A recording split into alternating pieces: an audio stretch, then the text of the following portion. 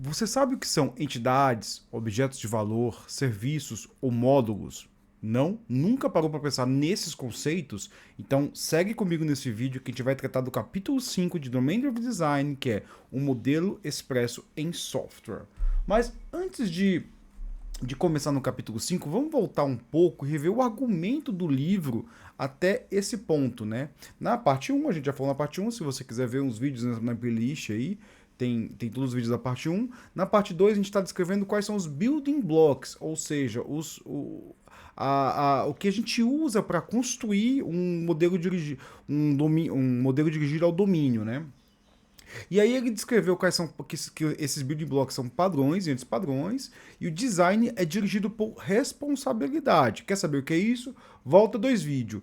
No vídeo anterior, eu falei exatamente de isolando domínio. O que é o isolando domínio? É para que serve uma arquitetura em camadas? Ah, por que eu vou usar uma arquitetura em camadas? Então, o autor lá no capítulo 4 vai descrever para que serve uma arquitetura em camadas, vai descrever qual que é o antipadrão inteligente, e aqui nesse capítulo ele vai continuar indo um pouco mais abaixo no modelo. Ele quer expressar o modelo através de associações, entidades, objetos de valor, serviços e módulos. Ah, você deve estar pensando aí, pô, entidade é aquilo que eu uso no meu JPA, no meu Hibernate. É exatamente isso. É exatamente aqui que está o ponto, que está a definição para isso. Então, vamos começar falando de associações. Assim, a gente às vezes não para pensar no que são associações, né? Associações ilustram como o detalhamento das decisões de implementação é fundamental para a viabilidade de um design de origem modelo. Confuso isso, né? Mas assim, o que ele está dizendo é que a gente vai associar objetos, né? Então, assim, as decisões de associar ou não objeto é fundamental. Será que um objeto representa algo como uma continuidade e identidade? Algo que seja rastreável através de diferentes estados ou até de implementações diferentes? Isso aqui é uma pergunta boa que ele já começa no capítulo com ela, né? Quando ele vai falar de associações. Ele pergunta assim, o objeto ele tem continuidade? Assim, se eu estou falando daquele objeto, ele vai ser descartado logo depois, eu nunca mais preciso saber dele, ou se aquele mesmo objeto ou aquele mesmo dado, eu preciso depois pegar ele, atualizar ele e ver a evolução daquele dado, né? Ou será que ele é apenas um elemento que descreve o estado de alguma coisa? Ou seja, é algo descartável. Sei lá, eu estou fazendo um processo aqui, eu tenho um objeto de estado, e aí quando acabar esse processo eu posso descartar esse objeto ou salvar num histórico, num relatório, alguma coisa assim. Então a gente tem que começar a fazer essas perguntas aos objetos que modelamos no nosso dia a dia, né? O serviço é algo para ser feito por um cliente sobre uma solicitação. Aqui ele define o que é o serviço. Você pode estar parecendo que é um monte de frases soltas assim, não está sendo assim, porque ele está. Essas são citações do livro e ele está introduzindo o que é as coisas, né? Então, fala de associações, aqui ele está falando de serviço. O serviço é algo que é feito para o cliente sobre uma solicitação. Então, observa que o serviço ele sempre é passivo, ele sempre recebe uma solicitação, executa aquela solicitação e retorna alguma coisa, né? Em um design dirigido por modelos, os módulos fazem parte do modelo e devem refletir o conceito de domínio. E aí você deve estar pensando, poxa, mas o que é um módulo, né? Tipo, agora o Java é modular, mas assim, módulo pode ser um conceito muito abstrato, assim. Eu gosto muito do livro Uma Filosofia do Design de Software, Philosophy of Software Design, que ele trabalha que módulo pode ser qualquer agrupamento de software. Então, uma classe é um módulo. Sim, uma classe é um módulo. Um pacote é um módulo. Sim, um pacote é um módulo. Um projeto é um módulo. Sim, você só está mudando a distância que você vê para aquilo. Então, quando eu olho para uma classe, eu estou sendo bem focando bem naquele ponto, na implementação. Quando eu olho na visão de pacotes, eu já estou vendo as relações entre as classes, os agrupamentos entre classes. Quando eu já olho do ponto de vista de projeto ou de serviço no sentido de deployment, serviço em execução, processo em execução, eu já olho como os processos se relacionam. Cada um é um módulo ali, é um tipo de módulo. A gente só muda o detalhamento que a gente quer ver, né? Então, assim, os módulos devem fazer parte do modelo e devem refletir o domínio, né? Então vamos começar pensando com associações, né? Que são associações entre os objetos. Para cada associação para cada associação possível de ter uma travessia, atravessar no modelo, existe um mecanismo de software que possui as mesmas propriedades. O que ele está dizendo aqui? Ele está dizendo que o modelo tem que refletir a associação, o código, né? Então, assim, tô pensando aqui, vamos pensar em alunos e disciplinas, né? Então, existe uma associação entre alunos e disciplinas, então existe um mecanismo de software que retorna todas as disciplinas de todos os alunos, né? Então, eu quero saber quais disciplinas o aluno X, Y, Z cursou em tal ano. Vai ter um modelo, vai ter um mecanismo de software para pegar essa informação. E vamos usar nesse vídeo esse alunos de disciplinas para ficar um pouquinho claro aqui o que a gente quer falar de associações, né? As formas de se criar associação. A gente pode criar por composição, definir objetos associados como atributos. Factory, definir um método accessor para consultar o banco de dados. Ou tipos, os tipos são um para muitos. Por que eu estou tentando trazer com esse slide aqui?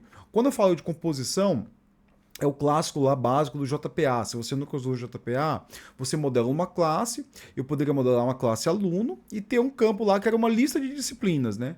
Ou um mapa de disciplinas. Eu poderia fazer isso. E aí, isso seria por composição. Então, naquele objeto, eu tenho um objeto ali dentro, um campo, que vai me retornar todas as disciplinas daquele aluno. Eu já posso fazer por factor. O que é por factor?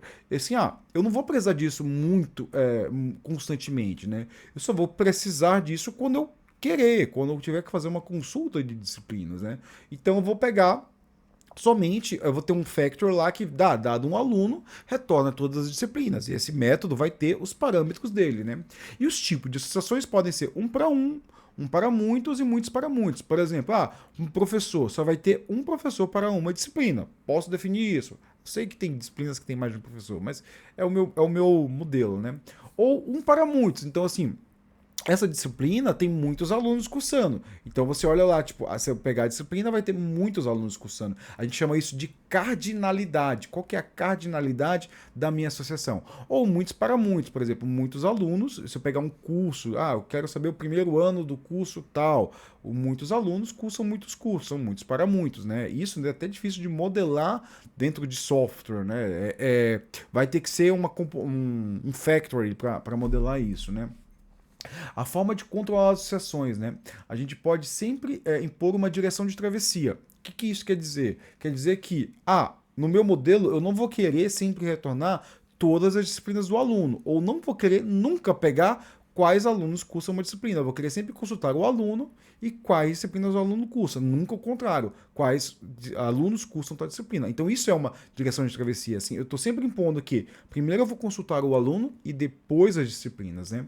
Eu posso adicionar um qualificador, reduzindo efetivamente a multiplicidade. Aí eu estou definindo a cardinalidade da associação. Então a minha associação sempre vai ser um para muitos, no caso que ele sempre vai ser um para muitos. Assim, um aluno sempre vai ter mais de uma disciplina, ou pode ser só uma, mas no fundo é aquilo, é uma lista, pode ser mais de uma. E a gente tem que eliminar associações desnecessárias. Isso é muitas vezes que eu ouço falar, o Java é lento. Todas as vezes que eu ouvi pessoas reclamando que o Java é lento, que o Java não sabia lidar com base de dados, né? E aí eu fui olhar os projetos que a pessoa tinha, eu vi muito isso em algumas empresas que eu passei, e eu fui olhar o projeto que as pessoas tinham trabalhado. E aí eu vi um problema que é muito comum, que é o N+1. O que é o N+1? O N+1 é quando eu coloco associações, e aí é um caso muito comum, assim, por exemplo. Eu já vi casos até onde, para recuperar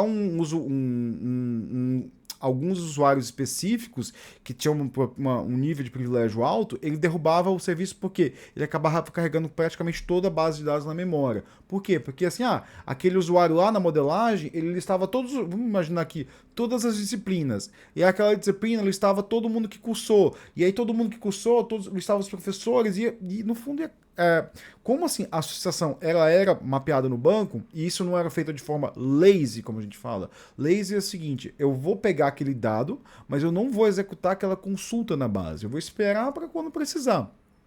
Então aquele dado está teoricamente pronto. E aí na hora que eu estiver usando ali no meu serviço, quando eu precisar, ele faz a consulta e carrega aquele usuário, aquele dado em memória. Isso pode ser mais lento, no sentido que, eu sei que eu vou sempre usar aquele dado. Então você não precisa fazer lazy.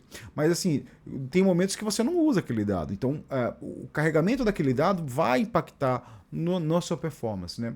Então, assim, quando a gente mapeia sempre as associações, a gente pode resultar nesse problema do N mais um, que é eu vou carregar N e vou carregar mais um, e eu vou carregar N e vou carregar mais um. Você está sempre carregando dados na memória que são desnecessários, né? Então, assim, sempre que você for mapear uma associação, e você vai entender um pouquinho mais do que a gente está falando quando a gente for falar de entidade e objeto de valor. Sempre pense em vou deixar ela lazy. Tente procurar no conceito da sua ORM e a forma de você mapear isso, como fazer essa forma, né?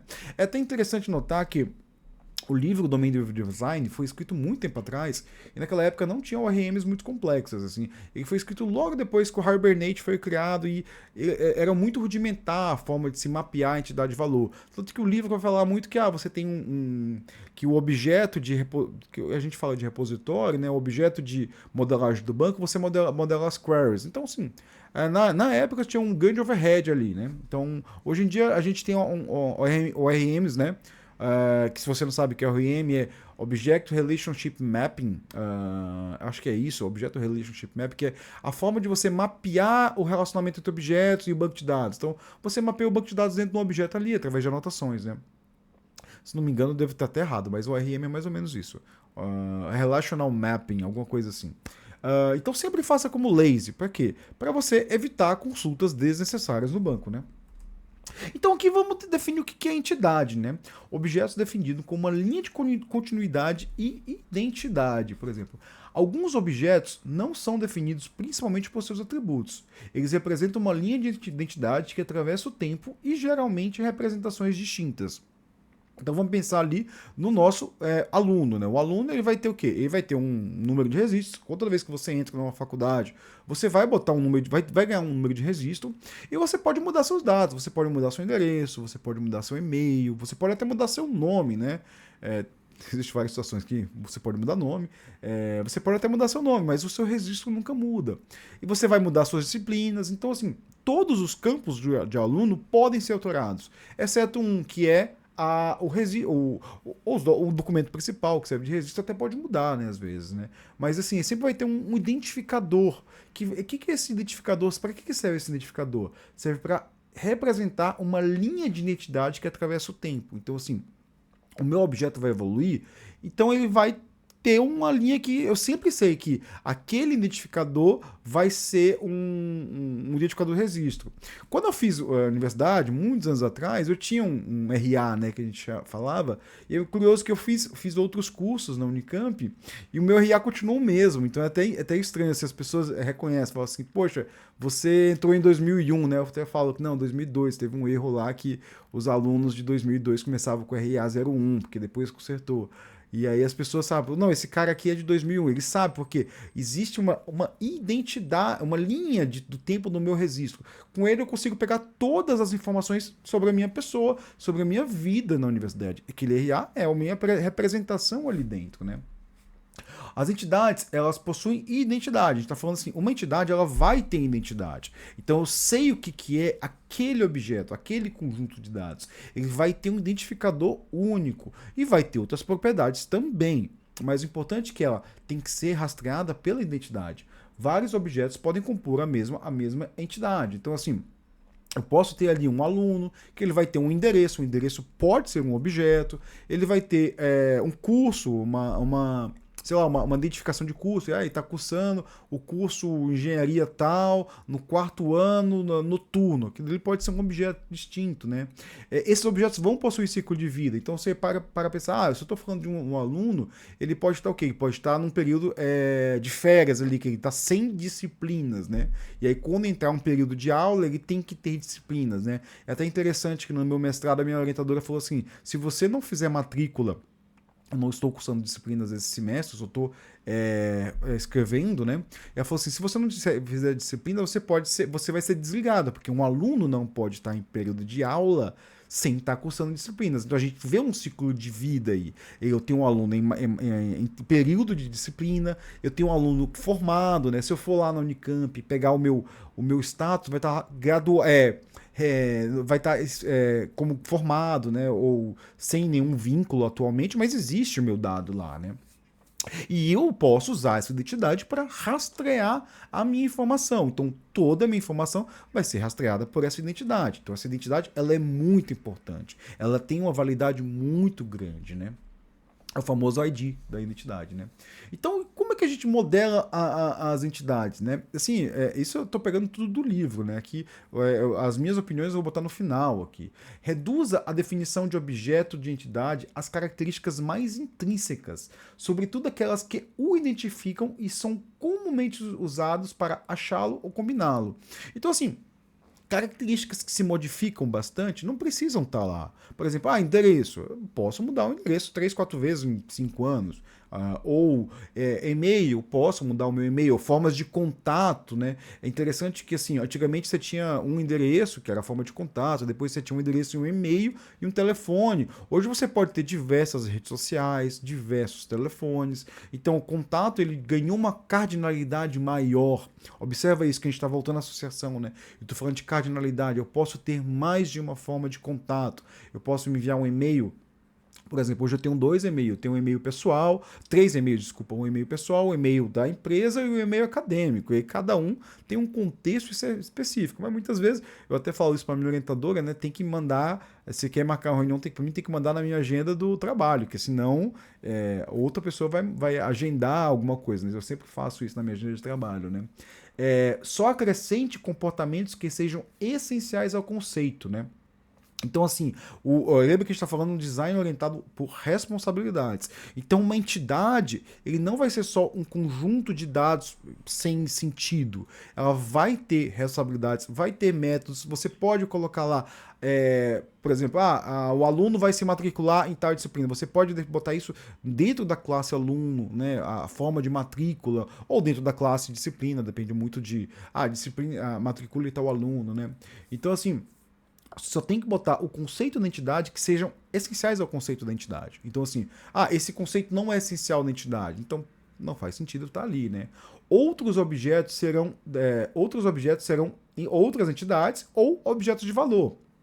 Então, assim, se aquilo não é essencial, por exemplo, eu estou falando do aluno aqui, mas eu quero saber o acesso aos sistemas da universidade. Aquilo é essencial do aluno? Ou aquilo é um sistema à parte, ou uma classe à parte? Porque eu não estou tratando ali como aluno, mas como usuários de sistema. Eu quero saber quais sistemas o aluno entrou. Então, coloque em outro objeto, outra entidade, né? Cria uma entidade separada, tipo usuário de sistema, blá blá blá, e coloca lá, né?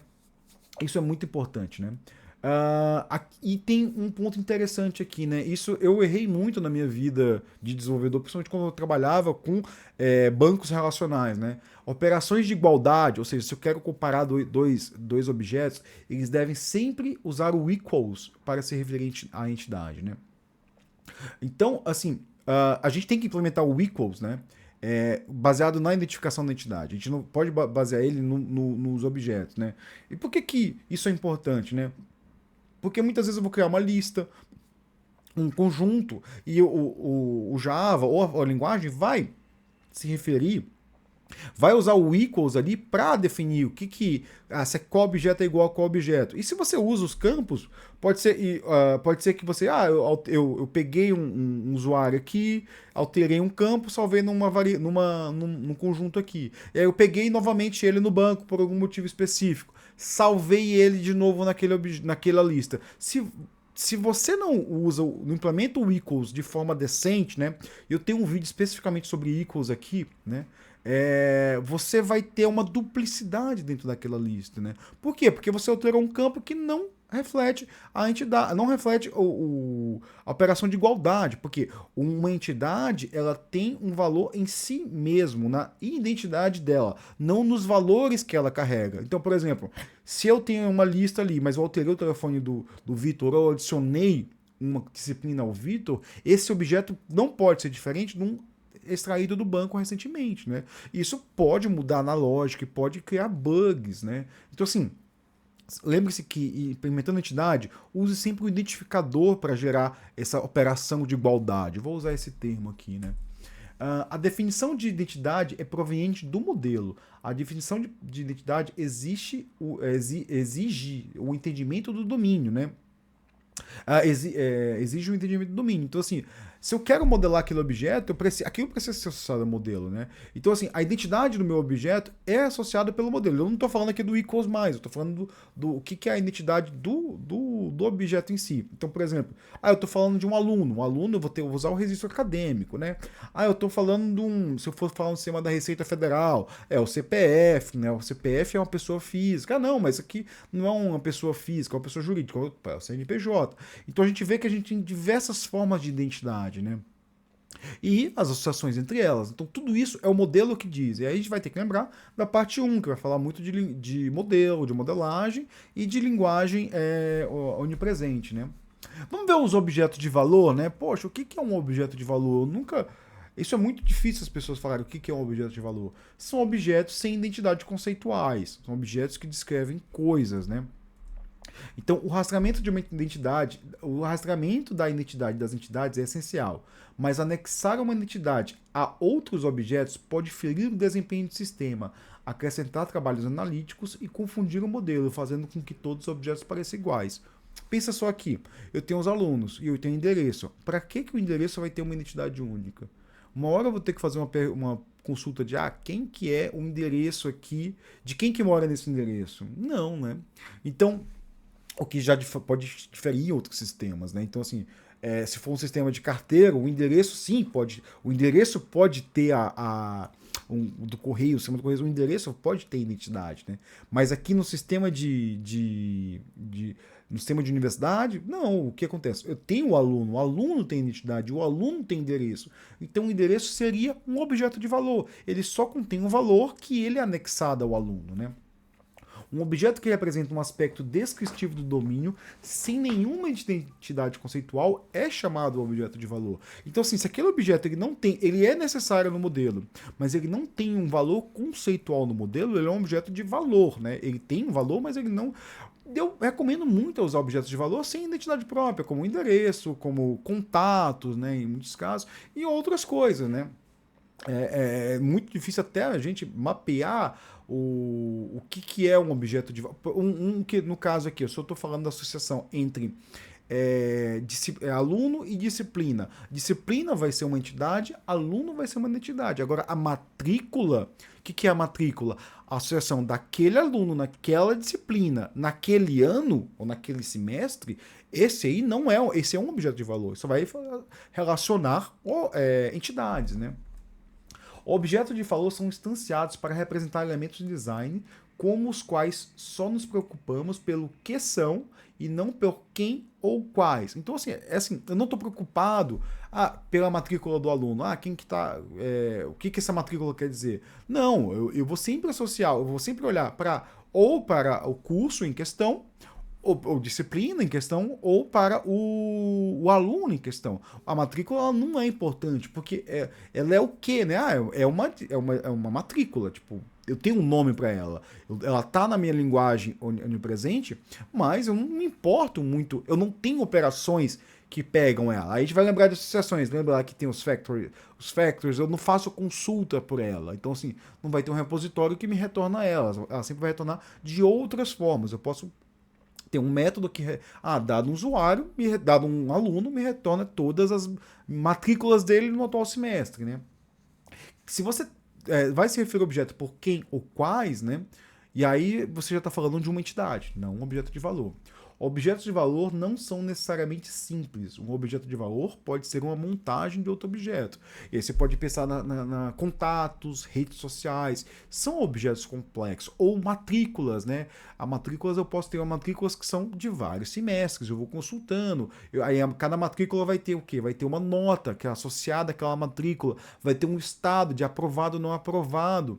E aí você tem que modelar esse domínio para o quê? Para ser ótimo no ponto de seja fácil fazer essas consultas e que o banco não cresça, ou que a consulta não demore, né? Porque você pode ser uma consulta que ela seja difícil de se escrever, mas ela seja otimizada, né? Ela seja rápida, né? Mas assim, Modelo e objeto de valor como bem entender. Um dos antipadrões que eu vejo muito quando eu trabalhava com banco de dados relacionais era ter todos os dados no objeto, na entidade, e ficava um objeto gigantesco, sem brincadeira. Eu já vi um objeto de 200 campos, né? E era muito ruim, assim. Faltou uma normalização do banco ali. E aí, quem vai fazer isso, né?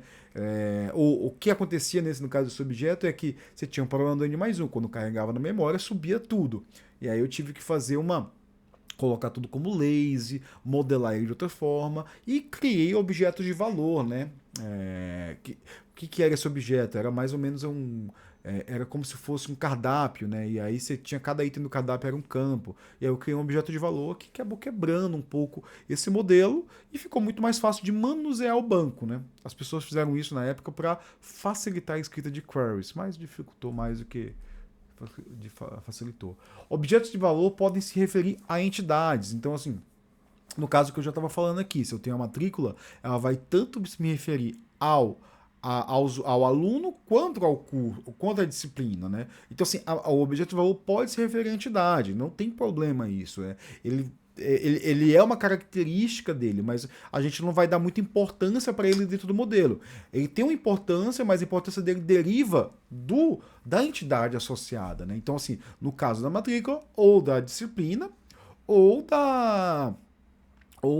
do aluno em questão, né?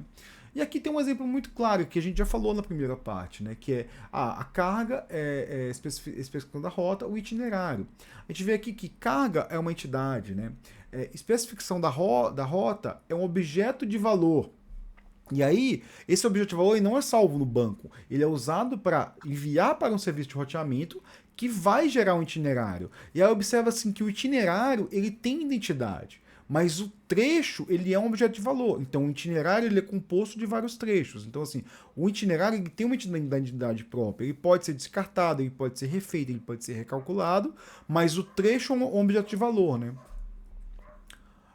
E aí eu tô falando aqui, ó, o que são as identidades? São o itinerário, a carga, a especificação da rota, que é um objeto de valor que não é salvo no banco, e o trecho, esse é salvo no banco. Eles são usados como input ou output do serviço de roteamento. Objetos de valor são geralmente transmitidos como parâmetros em mensagem entre objetos. Eles são frequentemente transitórios, criados por uma operação e em seguida descartados, né? Aqui a gente pode ver que sim e não, né? Assim, a gente tem isso ele está falando especificamente de quando eu vou instanciar esse serviço. Então assim, eu quero fazer uma chamada no serviço que eu tenho diversos parâmetros. E aí o que a gente comumente faz, né? Isso eu vejo muito na mesmo pull request. É aquele serviço com 10 parâmetros, 12 parâmetros, já vi 15 parâmetros. E aí, poxa, por que você não cria um objeto de valor que é uma requisição? Eu falo assim, porque sempre que eu tenho vários parâmetros assim, eu tô fazendo uma requisição. Eu tô querendo fazer uma consulta, essa consulta vai ter vários parâmetros, eu encapsulo eles dentro de um objeto de valor e passo para a requisição. As pessoas costumam achar que uma chamada de método tem que ser só campos primitivos. Então é string, inteiro, é double, é float. Mas não, você pode usar objetos ali. E dentro desses objetos você encapsular os parâmetros, né? E por isso que objetos de valor são muito úteis aqui. E eles são transitórios, são descartados. Eu já posso até voltar aqui. A especificação da rota é um deles. O trecho já é diferente, né? É um objeto de valor que é salvo na base, né? Objetos de valor são usados como atributos de entidade e outros valores. Aí é o caso do trecho, né? Como é que a gente modela o objeto de valor, né? No objeto de valor, só o atributo é importante, né? Então, por exemplo, se eu for fazer um equals lá e ele tem um identificador, provavelmente eu vou eliminar o identificador dele, porque pode ser que eu quero. Imagina que eu queira fazer. Eu quero saber se. Eu quero fazer uma lista de todos os endereços de uma classe. E era muito comum quando eu estava na faculdade ter repúblicas de muitas pessoas, né? E eu já vi situações em que em uma disciplina metade dos alunos moravam na mesma casa. Então eu poderia fazer esse caso. Você vê que o endereço vai ser o mesmo, né? E aí, se você bota o identificador ali que ele pode estar duplicado na base ou não, você vai eliminar essa duplicação, né? Faça com que ele expresse o significado dos atributos. Então, se eu for a identidade do objeto tem tem que expressar os atributos. Não dê identidade, tente evitar da identidade. Então, assim, se eu quero fazer um objeto de valor, que ele aponte para, que ele use a identidade da... Use o identificador da identidade associada, né? Se for um para um, né? Ou se for um para muitos. Então, assim, use a identidade que você já tem. Então, assim, se eu estou usando ali o meu RA, um identificador único do aluno, eu vou replicar ele em todos os outros objetos, né? Evite complexidade, mas dê a complexidade necessária, né? A gente tem que sempre pensar em complexidade necessária. Tem complexidade necessária e complexidade acidental. Assim, dê a devida complexidade ao objeto.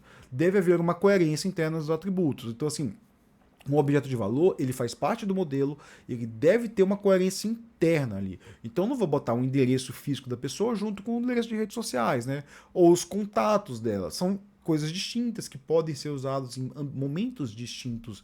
Então, assim, se você não tem coerência interna nos atributos ali, você vai ter consultas desnecessárias, ou vai ter um objeto ali que você carregou e não precisa, né?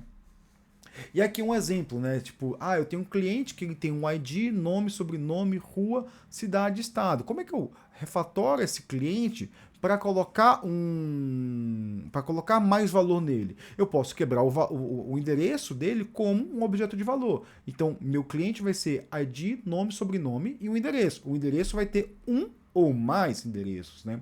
Então, é uma refatoração que pode até melhorar o seu software a longo prazo, porque na primeira opção eu não tenho na primeira opção eu não tenho como colocar 2 endereços. E aí eu já vi gente que vai refatorar e fala assim, eu preciso de múltiplos endereços. Aí a pessoa pergunta, quantos endereços vai ter? 3. A pessoa coloca rua 1, rua 2, rua 3. É tipo, é uma solução porca, gente.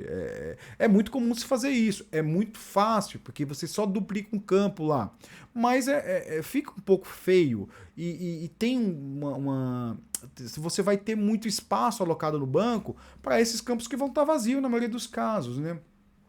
Outra opção que eu podia botar aqui, eu podia botar o ID, o cliente só com o identificador e o nome e sobrenome como um objeto de valor, que seria um objeto de valor para, sei lá, identificação, né? O nome, sobrenome, aí se for gênero, opção de gênero, pronomes, né? Que eu falo, pronomes ou apelido, ou redes sociais. Não, redes sociais aí já foge um pouco, mas assim, a identificação do usuário, como o usuário quer ser chamado, né? Como quer ser identificado no sistema.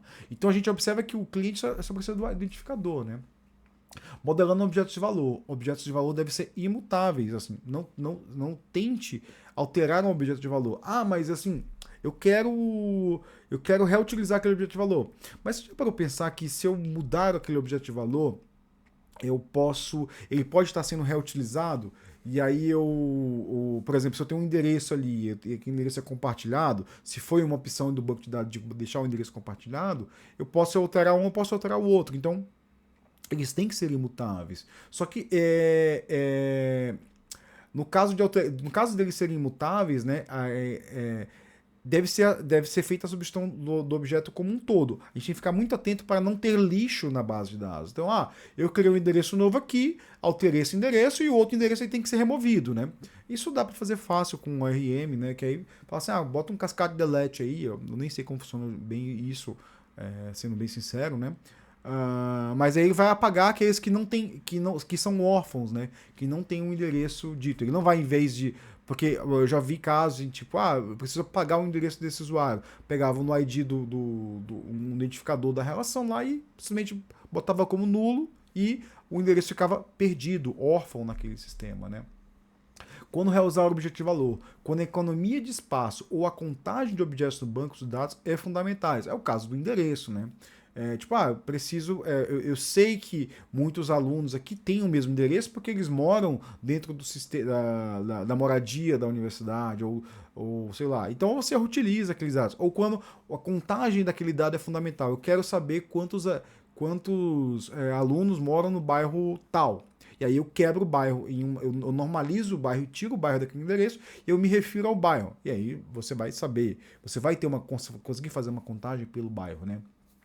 Quando há sobrecarga na comunicação, aí eu estou falando entre sistemas, né? Então, por exemplo, eu tenho um sistema que ele vai se comunicar e ele só retorna que o aluno mora em tal posição. E aí, quando eu preciso ter essa sobrecarga, quando eu tenho uma sobrecarga na comunicação, eu removo isso e aceito duplicidade. Então, por exemplo, vai retornar que quais são os alunos que moram em tais cidades, aí depois pega as informações, o campus da universidade, né? Muito comum, né?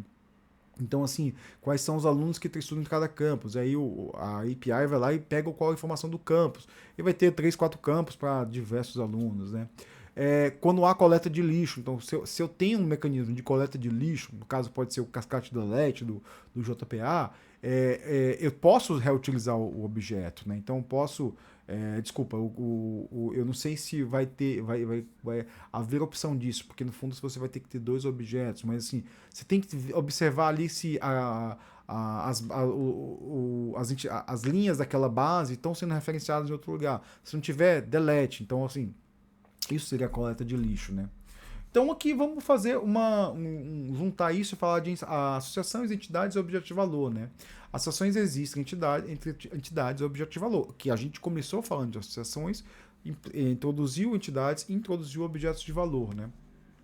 Quanto menos associações, mais simples o modelo e mais compreensível. Então, a associação é custoso para a gente compreender o modelo. Associações bidirecionais entre entidades são de difícil manutenção. Então, assim, nunca faça, evite fazer associações bidirecionais, né? Então, assim, se o aluno referencia as disciplinas que ele cursa, as disciplinas que ele cursa referenciam o aluno. É difícil fazer a manutenção disso, inclusive no banco. Vai ficar um banco pesado de fazer uma carga, pode ser que numa atualização você perca a bidirecionalidade, né? Associações bidirecionais entre objetos de valores não faz sentido. Então, assim, um objeto de valor que referencia outro e esse outro referencia o primeiro não faz valor. Por quê? Porque as associações deles devem ser sempre direcionadas à entidade. Então, eu consulto a entidade e vou consultando o objeto de valor. Não significa que eles não podem se consultar. Eu posso ter ali um aluno, redes sociais, contatos, aí dentro do contatos eu tenho um outro objeto de valor. Eu posso ter objeto de valor que referencia ao objeto de valor, mas essa relação não pode ser bidirecional, né? Não faz sentido. E por fim a gente vai falar de serviços, né? Não, por fim não, desculpa, ainda tem os módulos, né? Esse vídeo vai ser bem longo mesmo, né? Então serviços não se tratam de coisas, mas de operações, né? Existem operações do domínio importantes que não podem encontrar um lar natural em uma entidade ou um objeto de valor. No entanto, um erro mais comum é desistir facilmente de enquadrar o comportamento em um objeto adequado, gradualmente chegando a um problema procedural. Isso aqui, a grande maioria dos meus pull requests, assim, eu comento que, ó, vamos encontrar o objeto para qual o serviço é alocado, né? Porque as pessoas têm o costume de criar helpers ou classes abstratas que fazem toda essa operação. No classes abstratas no sentido que eles não têm uma identidade própria, né? Elas são basicamente só operação. Ou diversas operações, né? Então, assim, a gente tem que encontrar se aquele serviço tem que ter a especificidade daquele serviço, né? Aí quando a gente não acha uma especificidade, a gente começa a agrupar serviços numa mesma classe. Isso pode descaracterizar aquela classe, dando muitas responsabilidades para aquela classe. Então, sempre que eu vou fazer uma pull request, eu me pergunto qual que é a responsabilidade daquela classe, sobre quais classes está. E quando você vai fazendo essa listinha, essa classe serve para tal coisa, serve para tal coisa, serve para tal coisa, você já pode identificar, então eu já posso criar uma classe nova aqui que faz cada classe uma responsabilidade. Eu posso fazer isso. Eu posso aumentar o nível de granularidade do meu modelo, caso seja necessário, né? Então a gente tem a diferença entre procedural aqui, porque quando a gente trabalha dessa forma de tipo, eu vou criando classes que só fazem operações, o que eu estou fazendo? Eu estou trabalhando no procedural. A gente tem que voltar ao que é o procedural. E tem um vídeo que eu falei esses dias sobre linguagens, que eu trato um pouco do que é procedural, o que é orientação a objetos. No procedural eu tenho dados e algoritmos. Então, se eu vejo que meu software tem muito dados e algoritmos, talvez eu esteja trabalhando dentro do paradigma procedural, né? E orientação a objetos não é objetos, responsabilidades e dados. Então, assim, o que são os algoritmos? São as responsabilidades daquele objeto.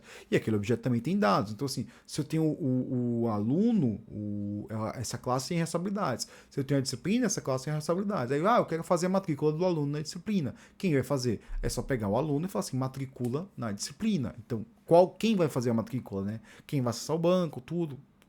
você vai definir dado o seu modelo, né? Então, assim, a gente tem que ter muito em mente essa diferença de procedural e orientação a objetos. A orientação a objetos é a classe que tem essa habilidade, os dados o objeto tem essa natureza dual de dados e responsabilidades. Então, o algoritmo está dentro das responsabilidades, né?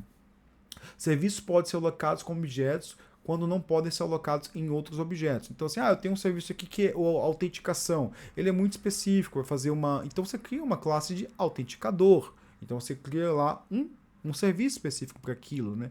Ou aquele que é o planejamento de rota, né? O serviço de planejamento de rota que a gente viu no itinerário. Ele é um algoritmo complexo que vai consultar uma base de dados específica e vai planejar uma rota, né?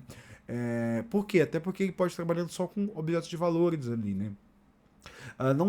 O serviço não deve trabalhar as definições do objeto. Então, assim, nunca delegue para o serviço coisas que são da entidade, né? Você pode botar métodos na entidade, não precisa que a entidade seja só um dado, né? Um serviço é uma operação oferecida como uma interface que fica isolada no modelo, sem um estado de encapsulamento. O que ele está dizendo aqui? Pode ser uma operação que ele não tem dado, um estado interno, né? Ele é um objeto ali, ele está como uma interface, você pode tratar ele como interface. E é até interessante notar que, como esse livro foi escrito no começo dos anos 2000, ele poderia estar falando de objetos distribuídos, que era uma outra coisa. Você implementava a interface e num servidor de objetos distribuídos você implementava aquele serviço. Então, você tinha uma diferenciação entre interface e implementação, até porque eles poderiam estar em sistemas distribuídos, né? É o famoso RMI. Um serviço tende a ser nomeado de acordo com uma atividade, em vez de uma entidade. Ele é um verbo em vez de substantivo. Como eu falei aqui, ele é autenticador, né? Ou autenticação, você vai usar uma coisa que se refere àquele verbo. Então é sempre bom a gente fazer a questão da linguagem onipresente, né? A gente fazer uma busca pelos termos que eu estou usando, né?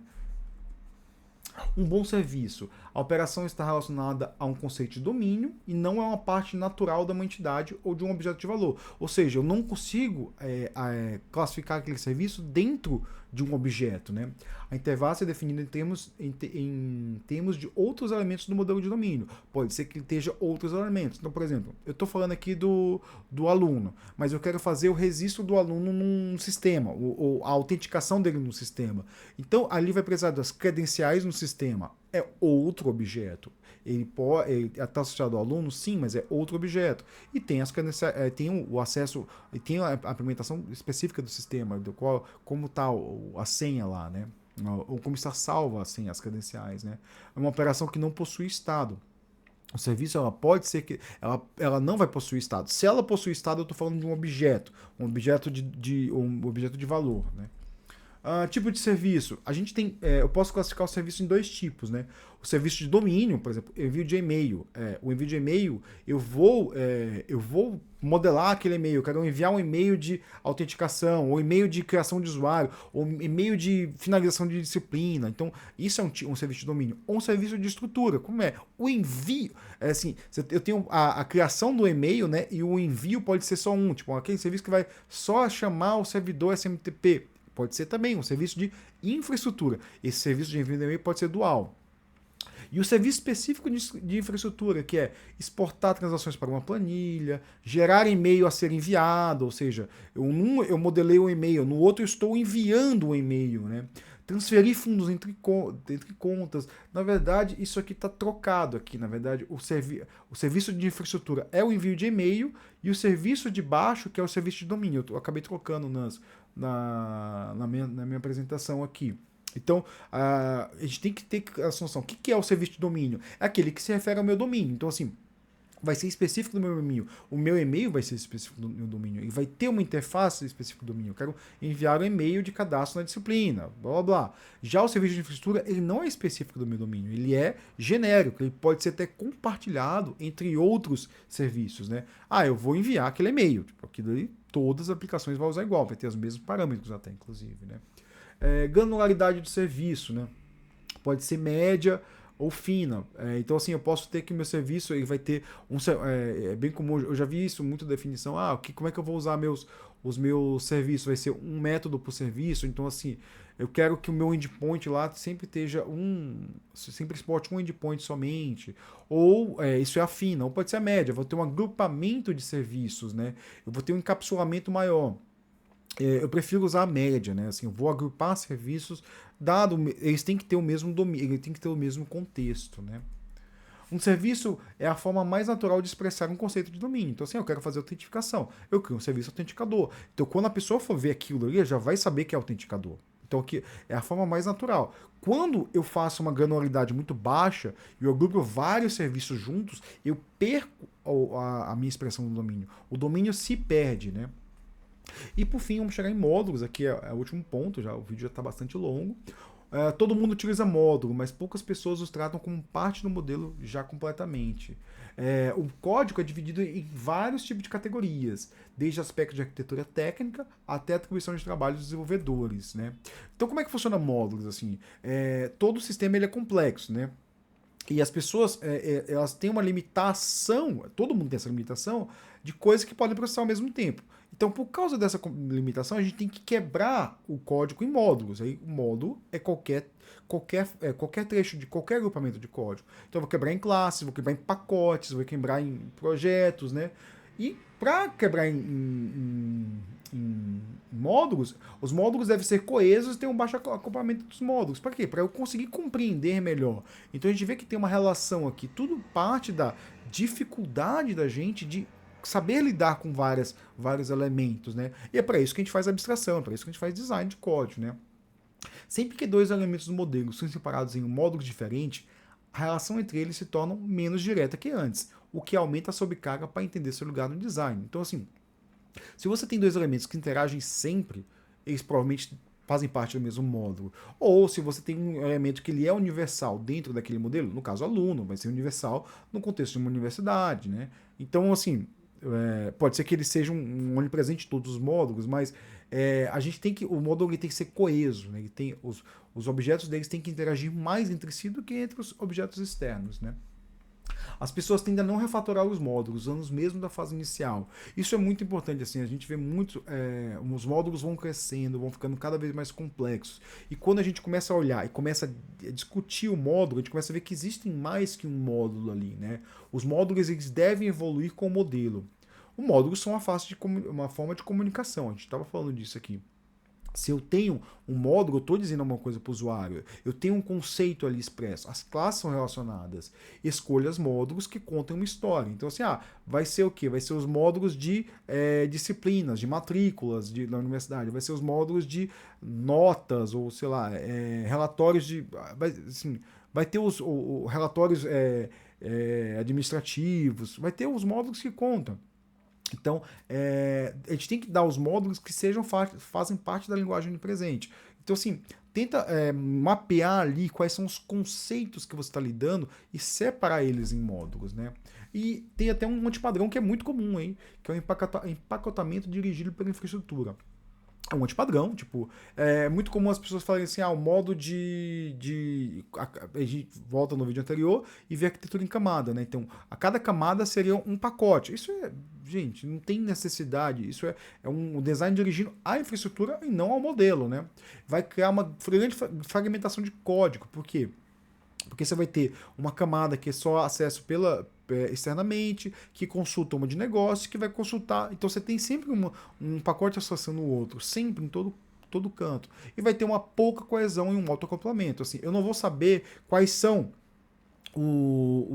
as histórias que estão sendo contadas ali. Eu não vou saber diferenciar o meu código. Então, dê preferência aos módulos do domínio, não da infraestrutura. Isso não implica que você não pode ter módulos de infraestrutura. Se você tiver uma questão de infraestrutura, e aí eu recomendo até que você olhe meu vídeo sobre linguagem de programação, que eu vou falar de programação orientada a paradigmas. Você pode ter os módulos dos paradigmas ali, que você pode implementar os códigos de infraestrutura, mas você implementa ele de forma ortogonal ao seu código de domínio, né?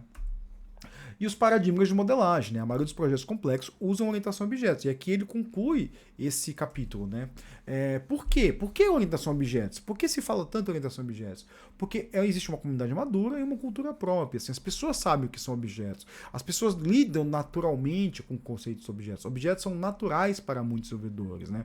O que implica que eu não quero dizer que eu não posso usar os outros. Eu posso usar os outros. Eu posso ter projetos multiparadigmas, mas quem tem que lidar com isso é a linguagem do presente. Paradigmas exóticos podem trazer complexidade. E aqui a gente tem que ter muito cuidado com a hype, né?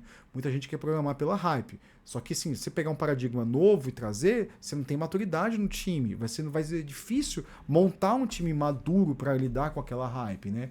E você pode ter não objetos. Ah, eu estou lidando com um projeto aqui que eles são regras e fatos lógicos. Por que eu não uso Prolog? Aí você dá uma olhada no meu vídeo de orientação de linguagem de programação. Eu posso ter uma lógica que é de transformação de dados. Por que eu não uso paradigma funcional, né? Eu trabalho em Kafka, muitas das coisas que eu uso é o paradigma funcional. A grande questão é, se o seu modelo já tem aquele paradigma internamente, não lute contra o paradigma. Abrace o paradigma e use a linguagem universal. A ferramenta mais eficaz para unir peças é uma linguagem onipresente, robusta por trás de todo o modelo heterogêneo. Então, se eu estou lidando com um projeto que é multiparadigma, que vai ter a entidade, vai ter o paradigma lógico ou funcional, eu tenho que ter uma linguagem onipresente boa. Eu tenho que modelar os meus serviços de forma robusta usando a linguagem onipresente, né? E aqui ele dá, para finalizar, ele dá 4 regras práticas para misturar objetos e não objetos, né? Não lute contra o paradigma de implementação, que ele já falou. Baseie-se na linguagem onipresente, tenha sempre uma linguagem onipresente. Não se prenda ao ML, então se você quer modelar outras coisas fora do ML, saiba como modelar, né? Tem outras formas, né? Eu sempre falo do BPMN para modelar processos, né? E não confie em tudo. Teste o que você está fazendo, faça POCs, valide o que você está fazendo. Será que isso funciona? Será que funciona bem eu misturar funcional com um paradigma um pouco mais funcional na modelagem dos meus objetos, com o meu código, né? Assim, experimente, né? Experimentar é uma coisa muito boa. E aqui a gente conclui fazendo uma autoavaliação, né? Eu tenho refletido nos tipos de objetos que crio, eles são entidades, objetos de valor, são serviços. Tipo, eu já discuti com o time a lógica da separação dos meus pacotes, né? Qual que é a lógica que eu uso para separar os meus pacotes? Ou eu posso refatorar os pacotes? Como é que eu faço para criar uma organização de código que seja mais compreensível para todos, né? E a última pergunta que eu faço, eu vejo isso muito, é onde está o meu código, né? Eu estou agrupando ele pelo domínio, eu estou agrupando ele por alguma coisa abstrata da entidade, né? Eu estou agrupando ele em helpers, né? Eu sempre critico muito, né? O pessoal usa muito helpers, então assim, é o helper que para lidar com tal coisa. Eu falo assim, cara, mas isso aqui tem um nome específico. Ou você está agrupando coisas que são distintas no mesmo objeto, né? Então tem que ter uma lógica interna na criação de objetos. E no próximo capítulo a gente vai lidar com o ciclo de vida de um objeto de domínio. Muito obrigado e boa sorte aí.